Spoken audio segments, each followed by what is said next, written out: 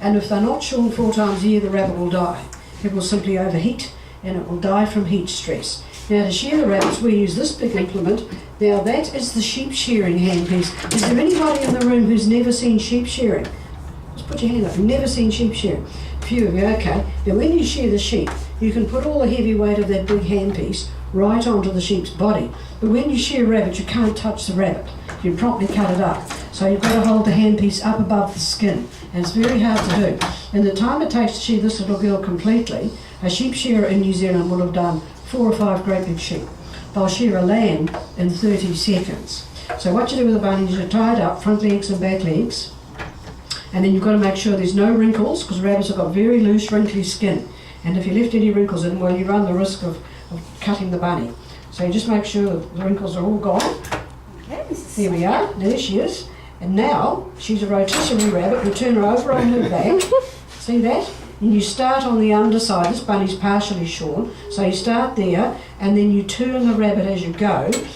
And that's true rotisserie rabbit, except that we don't light a fire underneath it. Now we own 350 of these, and we are the only place in New Zealand with these rabbits, and they're most unusual because they don't breed well. Half the female rabbits are infertile, and the other half will only give us about 5 lots of babies in their life. And the life of these rabbits is usually 8 years. And if you are a commercial bunny like these, you will appreciate 8 years is a very long life, because commercial rabbits are only grown for 3 things: their skin, their flesh, or they're used in medical research. And those bunnies are lucky to have 6 months. These are going to live out their natural life. And when our rabbits die, we bury the rabbit. We would never skin the rabbit, and we would never shear a dead one. Now their coats will eventually end up in the knitting yarn. See the packs of knitting yarn there? So all the lovely hand-knitted items in the room, their own product. You can only buy it from our shop. It's for sale nowhere else in the country. If you can knit 1 pack of yarn would make any of the ladies in the room 1 sweater, but you can buy it by the ball. Now the rabbits don't live here. The bunnies live 20k up beyond the glowworm cave, and up there they're all housed in big barn arrangement, and every rabbit is living in its own big run. There is space out in the room of the veranda just to house 10 or 12 that are due to be shorn, so they're just sitting out there waiting. Now I talked about them being hard to breed from. The only time the fertile girls will come in season for mating is when they have been shorn. And the reason for that is very simple. With the big coats on, the girls are far too hot and bothered, and when their coats come off, guess what? They are a new woman.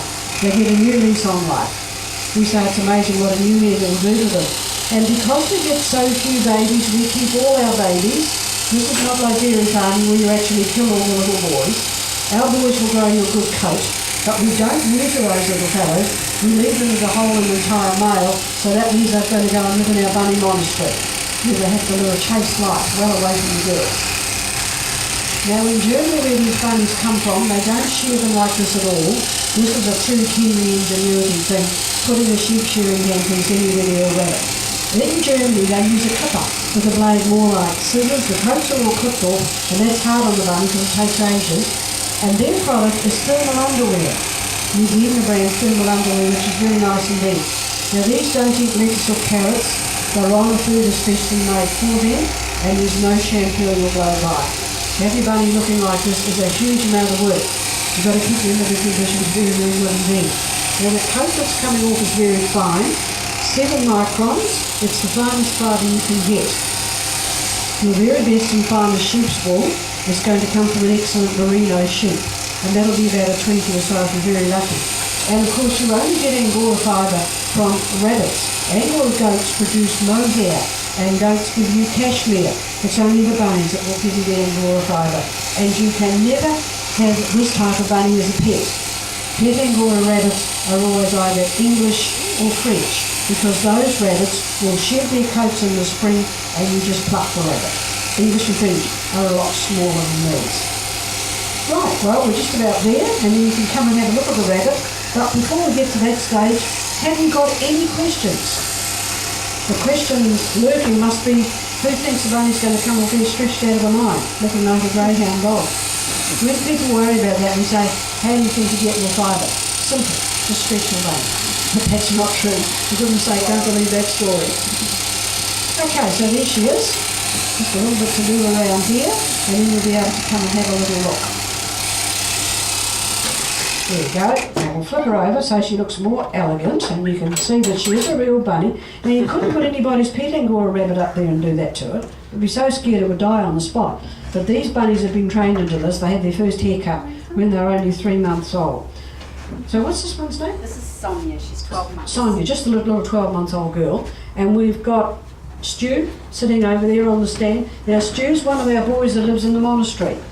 He has nothing whatsoever to do with the girls. But we'd like you to come and have a look at Sonia first so we can let it out. So if you come around this way, so you come from behind her head.